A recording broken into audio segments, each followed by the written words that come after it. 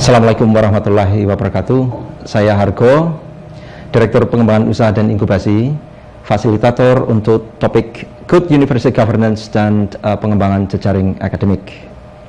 Dalam beberapa menit ke depan, saya ingin menyampaikan beberapa hal terkait dengan urgensi dan implikasi dari Good University Governance bagi pengembangan pendidikan tinggi. Saya menggunakan istilah tata pamong, bukan tata kelola, untuk menjelaskan tentang struktur dan arti penting proses pengelolaan pendidikan tinggi dan implikasinya bagi pengembangan jejaring akademik ke depan. Terlepas dari masalah semantik, esensinya sama, sebetulnya adalah bagaimana mengelola universitas atau pendidikan tinggi itu secara akuntabel, responsif, dan juga mengakomodasi para pihak yang berkepentingan dengan penyelenggaraan pendidikan tinggi. Nah, ada urgensi mengapa tata pamong saya nyebutkan menjadi penting bagi pengelolaan pendidikan tinggi. Yang pertama adalah karena ada perubahan konstelasi hukum dan perundang-undangan, sehingga pengelolaan pendidikan tinggi harus dan seharusnya mengikuti perubahan yang ada. Kemudian yang kedua, ada perhatian publik yang sangat besar terkait dengan besarnya biaya pendidikan, sehingga konsekuensinya adalah akuntabilitas dan transparansi untuk penyelenggaraan pendidikan tinggi itu menjadi isu yang cukup sentral. Kemudian yang ketiga, saya kira penting juga dipahami urgensi tata pamong karena ini terkait dengan peran universitas atau pendidikan tinggi sebagai penggerak perubahan dan penggerak inovasi, agents of change, orang mengatakan begitu. Nah, apa relevansinya dengan pengembangan jejaring akademik? Saya kira tata pamong ini menjadi pondasi dasar bagi satu pendidikan tinggi untuk bisa bermitra, membangun kemitraan dengan pendidikan tinggi lain yang dasarnya adalah mutual benefit, sama-sama mendapat kemanfaatan dari pola pengembangan jejaring akademik. Tanpa ada governance, tanpa ada tata pamong yang baik, akan sulit untuk menjaga kesetaraan, menjaga kemanfaatan bersama.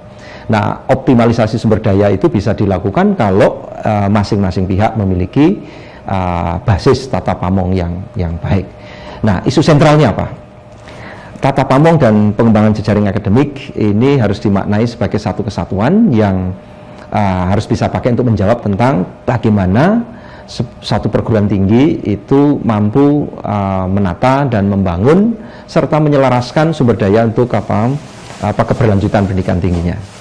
Yang kedua, bagaimana membangun jejaring akademik itu dilakukan, bukan semata-mata karena kita menginginkan pola baku untuk membangun jejaring, tetapi yang lebih penting adalah bagaimana mewujudkan ikatan atau pertautan dan pengembangan jejaring itu sebagai satu proses yang natural yang menjadi basis bagi pendidikan tinggi untuk berkembang dan berkelanjutan ke depan. Implikasinya adalah pada imbasnya nanti. Imbasnya adalah bagaimana kinerja satu pendidikan tinggi dilihat dari sisi keuangan dan dari sisi akademik, serta keberterimaan pendidikan tinggi itu di masyarakat.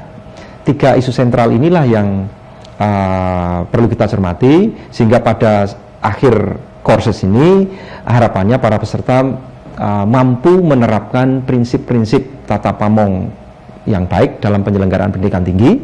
Kemudian yang kedua yang penting juga pahami adalah mampu menyusun kerangka pertautan dan membangun jejaring akademik bagi kepentingan satu pendidikan tinggi jangka panjang tentunya. Nah, poin tata pamong itu seperti saya katakan tadi sangat terkait dengan aspek perubahan. Perubahan yang harus disikapi sebagai satu bukan hanya peluang, bukan hanya sebagai sebuah kesempatan, tetapi sebuah berkah yang harus dimaknai secara positif, bukan dimaknai sebagai sesuatu yang menghalangi. Nah, konsekuensi logisnya adalah tata pamong atau perubahan konstelasi dalam bidang pengelolaan pendidikan tinggi itu memunculkan tantangan baru yang harus disikapi secara bersama. Walaupun tidak semua bisa mengadaptasi dengan cara mudah, tetapi selalu saja ada cara untuk satu pengelola untuk memaknai perubahan sebagai satu hal yang konstruktif. Yang dibutuhkan adalah bagaimana mengadaptasi perubahan itu dengan perilaku yang ada di dalam suatu pendidikan tinggi. Adanya resistensi itu adalah hal yang wajar dalam setiap perubahan organisasi, tapi bukan menjadi satu halangan untuk melakukan adaptasi atau perubahan kepada kondisi yang baru.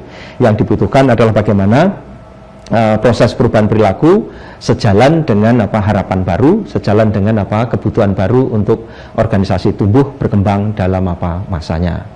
Nah, ada ragam cara untuk atau upaya untuk mengatasi resistensi itu.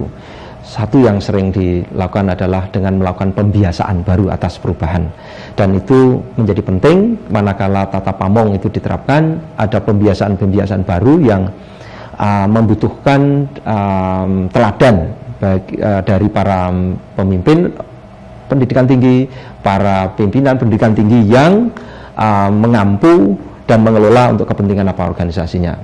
Nah, oleh karena itu pembiasaan itu butuh langkah strategik. Ada 7 langkah yang perlu kita cermati. Langkah pertama adalah membuat satu keselarasan antara misi visi dengan tujuan penyelenggaraan pendidikan tinggi. Kedua, membangun jati diri, saya sebutkan yang jelas, serta komitmen pendidikan tinggi dalam penyelenggaraan kegiatan tridharma. Ketiga, memiliki kemampuan di dalam menyelenggarakan proses tridharma, pendidikan, penelitian, dan pengabdian pada masyarakat. Kemudian yang keempat, mengembangkan sistem pengelolaan pendidikan tinggi melalui organ-organ yang itu menjadi bagian yang tidak terpisahkan dalam penyelenggaraan pendidikan tinggi. Dalam konstruksi legal sekarang, kalau dalam beberapa PTN ada namanya Majelis Wali Amanat, ada rektor, ada senat akademik, ada dewan guru besar, ada komite audit atau dewan audit, dan ada fakultas, yang itu semuanya merupakan organ-organ penting di dalam penyelenggaraan pendidikan tinggi. Kemudian yang kelima, aspek tata pamong yang harus dibangun adalah sistem penjaminan mutu pendidikan tinggi, baik yang terkait dengan akademik maupun yang non-akademik. Baru yang keenam adalah bagaimana memanfaatkan sumber-sumber pendanaan dan pengelolaan infrastruktur untuk menopang penyelenggaraan proses dan struktur yang berkembang dalam pendidikan tinggi, yang kemudian dirangkum dalam satu elemen yang ketujuh yang saya sebut sebagai konsep untuk pengelolaan dan pengembangan manusia sebagai gold, sebagai emasnya. Di situ ada 2 elemen penting, yaitu adalah tenaga pendidik dan tenaga kependidikan, dosen dan tenaga kependidikan yang menjadi penggerak dari aktivitas pendidikan tinggi. Tentu mahasiswa bukan sebagai objek, tetapi juga menjadi bagian dari proses yang ada di dalamnya. Nah, poin berikutnya yang ingin saya sampaikan adalah bagaimana tata pamong ini akan menjadi pondasi bagi pengembangan kolaborasi akademik.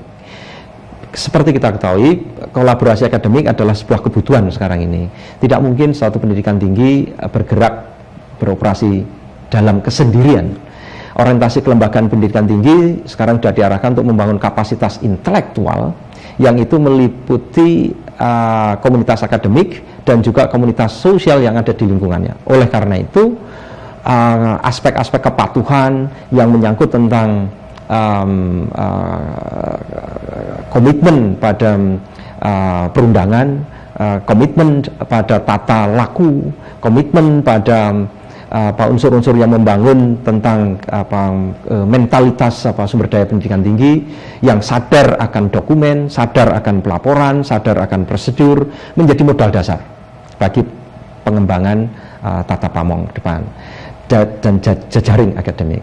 Jejaring akademik menjadi sebuah kebutuhan bagi pendidikan tinggi, karena ini juga berkaitan dengan tantangan global dalam pendidikan tinggi yang tidak bisa dihindari lagi.